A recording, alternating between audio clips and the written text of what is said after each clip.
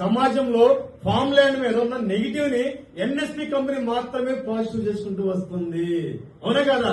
ఈరోజున ఎన్నో కంపెనీలు, ఫామ్ ల్యాండ్ కంపెనీలు సుమారు నాకు తెలిసి మన ప్రాంతంలోనే సుమారు ఒక 20 నుంచి 30 వరకు ఎన్నో ఉన్నాయండి. ఎవరైనా సరే అరే నేను భవిష్యత్తులో ఎరచనం కొనాలని లైసెన్స్ కోసం ట్రై చేశాడా? ఎవరన్నా చేయలా. సరే ఎవరైనా సరే గోడను నేను క్రియేట్ చేశారు, గోడలో పెట్టుకోవాలని చెప్పేసి ఎవరైనా గోడకు పర్మిషన్ తీసుకున్నారా? అది చేయలా.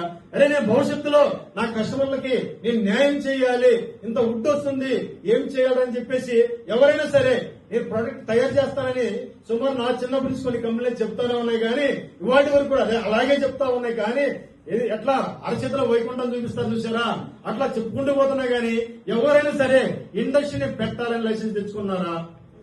ఎవరు తెచ్చుకున్నాం? మరి ఇప్పుడు భారతదేశంలో ఎర్రచందనం కొనేటోడు లేడు అన్నప్పుడు ఎన్ఎస్పి కొంటుంది అని భారతదేశంలో దశ మార్చగలిగిన కంపెనీ నవ్య సాయి ప్రాజెక్ట్ అండి.